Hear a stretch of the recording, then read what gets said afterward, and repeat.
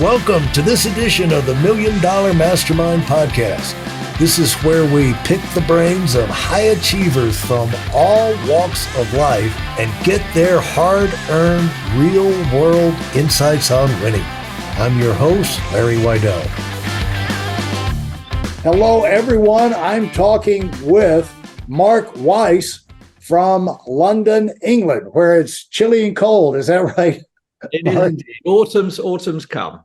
Autumn has come, and so the proms are over. The fall weather has arrived. So I've got a little surprise I didn't mention when we were getting acquainted as we were coming into this, and that is I used to have a place there right at Economist Plaza. Oh, wow. Well, you're just literally right yards away. Yeah. And so I was up and down German Street all the time. And so I'll be sure to look you up next time. You're more than welcome. Yeah. I'll be waiting for you. That's a very familiar area for me. And, that's quite a find for you to have that location. That wasn't by accident, was it? How did you get to that location? Let's start right at the beginning, shall we? Let's go back to Montgomery, Alabama. You'll see behind me, there's a photograph of my parents who met at art school just after the war, in the first couple of years after the war. They got married, and my father's brother had been an Air Force pilot, and the American Air Force invited him to come to Maxwell Air Base in Montgomery to teach the Americans how to fly fighter jets. Uh-huh. And he met a very nice Jewish lady there. My father's family were Jewish. They originally came from Romania. And so my uncle had settled down there. And my parents, having just got married, I think in 48 or 49. London at that time was still a dreadful place in terms of, a lot of destruction. There was still rationing. You allowed 1 egg a week. I think it was 6 ounces of meat a week. So it was tough. One forgets these things. Even in 48, huh? Yeah. So my uncle said or wrote to my father, because they didn't have mobile phones or the internet in those days. Right, yeah. And said, look, why don't you guys come and start a new life in Montgomery? You can have steak every day. The sun shines every day. And so they had nothing to lose. They had nothing. So they headed off out there. And in order to try and make a living, they opened up an art school. An art school in Montgomery, Alabama, after the war. Yeah, and in fact, I just found some old material of that just today. And one of the things that was quite amazing about it was, and I got a photograph. It was multiracial. They were very liberal people. And in fact, famously, my mother was once described as being one step from a card-carrying member of the Communist Party, which perhaps a little bit extreme. But they were truly very liberal people. And so they didn't really enjoy the atmosphere in Montgomery. But I was born there, and my brother was born there. And bearing in mind that they had no money, literally no money, my father actually would make the furniture that they had in the house. He made pottery, he made the table mats and stuff. Anyway, to cut to the chase, after when I was about sort of 4 years old, in around 50, what would that be, about 57, right? They came back to England, and initially my father had a profession as an art teacher in a school. And then one day, a local lady said to him, we were then living in a small seaside former fishing town called Brightlingsea, very close to Colchester, which is the first town ever established in Britain by the Romans, on the east coast in the county of Essex. And a local lady came to my father and said, look, you must know something about art. You're an art teacher. I've got a painting I want to sell. So my father, quite quick-wittedly says, well, yeah, of course I can help you. So all he did was drive 3 miles out of town to a local antique dealer, and he managed to broker a sale and earned more on that one transaction than he earned as a month's salary as being an art teacher. So that started the germ of the idea of becoming an art dealer, and that gradually gelled, and we lived in a small house in this small little town, and very quickly he became quite successful. And in fact, I found their first, or probably the second year of accounts they had in 1962, and I think they made something like £3,000 profit, which was a huge amount of money in those days. Well, I don't know, not a huge, but by their standards, when they had nothing. So, and they very quickly became quite successful. And then we moved to the local town, Colchester, bought one of the largest private residences in Colchester, very close to where I went to school, which was partly why they bought it. And very soon they'd opened up a dedicated art gallery in the town with its own framing shop upstairs on the first floor, big restoration studio. They employed about 10 or 12 people, more than I've ever employed in my life. So I was by this time at the local grammar school, and, you know, I like to think I'm an intelligent man, and a boy as I would have been in that day. And certainly you had to pass exams to get to the grammar school. So I was in the sort of top echelons in terms of intelligence.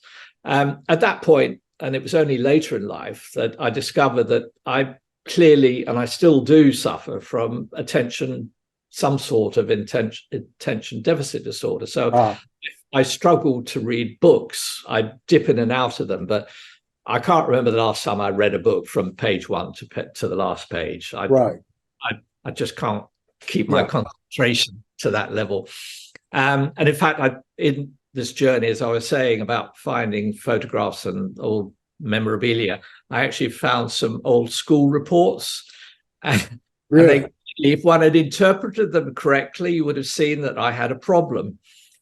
So I never did very well at school, but all I ever wanted to do was join my parents as an art dealer. And another little story. So my parents were having some sort of cocktail reception in the house, and had the local wealthy clients, friends around. And one of them said to me, "So, you know, young boy, what do you want to be when you grow up?" And I would have been probably about 15 years old at that point. And I said, "Well, I want to be an art dealer like my father." And I didn't know my father was standing close behind me at the time. And he sort of immediately said, "Well, he only sees the good things." Little did my father know what I have been through in my life to reach where I am today. Did they ever talk about what they went through the United States in Montgomery, Alabama, and the people? Because my grandparents, I grew up going to South Georgia. It's almost on a direct latitude, longitude type line over from Montgomery, but over in South Georgia. And so I'm very familiar with the gnats, the heat, the farming, there was no air conditioning in those. No air conditioning. And it's, you know, the idea of culture. My parents, I think, and again, I found some cuttings, they were like minor celebrities as being interested in the arts. You know, that was, you know, just something completely unheard of. You know, whoever talked about the arts in Montgomery, Alabama, they were considered celebrities as terms of being, you know, sort of talented artists. Well, not so much my mother, who was always a bit shyer than my father. You know, my father, as you will gather, also like myself, I've got more his genes than my mother's, I think. He knew how to engage with people. And I think that if one's talking about, as we will be going on to, skill sets to be an art dealer, I think that is one of the most fundamental strengths, as far as my skill sets are concerned, is my capacity to engage with people and be interested in people and find out what it is that they're looking for that maybe I can help them with. Usually people move because of people stay where they are unless things motivate them. And did your parents really ever talk about, was there any trauma they went through? Was it? I think they, You just outgrew it? I did go back to Montgomery, as I say, in 75. Yeah. And obviously in 75, it was a lot better than it was in the late 40s, early 50s. Right. But we're talking a small town. And I think they just found it too claustrophobic. And, that's still a big issue. And maybe, we won't necessarily go there today. Right. But, this is a big issue in America, that it is made up of a lot of small towns and small places that have no real contact. Well, also, it was not a real, there was more segregation than integration back then. Well, I can see that would create all kind of problems. This was the height of the civil rights campaign. And, the fact, I'll just give you another little story, the fact that, my parents actually had Black local people that they would teach in the class. It wasn't a white day and a black day. Right.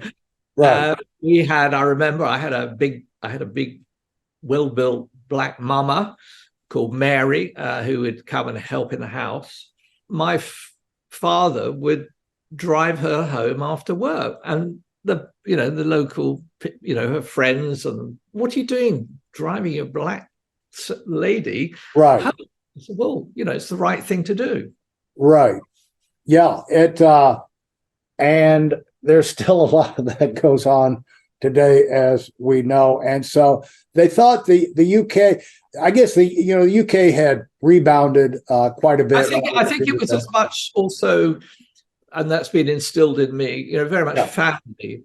So they wanted to get back, my mother's sister was in London. My father's sisters were in London, and they wanted to get back to the family. And also, I think it was also as much to do with our education that my younger brother at that stage. I've subsequently got a. Well, let's just get into the mind of running a gallery, and when did the pace pick up? I mean, are gallery owners altruistic? They don't care about money. They just try and help the poor artists, or how much of a business person is a gallery owner, and what have you learned over the years? You have to differentiate.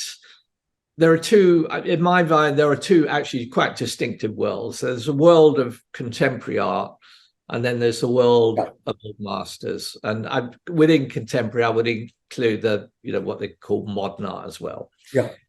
And they're two very distinctive worlds, and they're becoming ever more distinctive. The contemporary market is potentially is a much more lively and vibrant and deeper market. The old master market, has just, due to the lack of supply and also the diminution of demand, is a much smaller pool. So, the potential level of activity is much slower. But that said, we've been incredibly busy over the last couple of months. And so, just to kind of clarify for everybody, your gallery specializes in Grand Old Master portraiture. Is that correct? Yes. And explain what that would be for people who are not in the art world. Since the early 80s, by 1985, when I launched the business as it is today, I have dedicated myself to it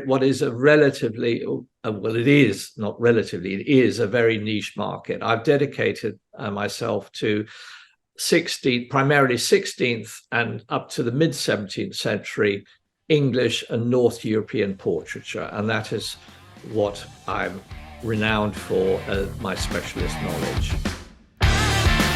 Thanks for listening to the $1 Million Mastermind. If you felt there were any valuable takeaways from this episode, please take a minute and leave us a 5-star review. Your feedback is important and really helps us get the word out to a wider audience. Remember, we have a valuable webinar that is absolutely free. Register for it right now at weidelonwinning.com. Thanks for listening.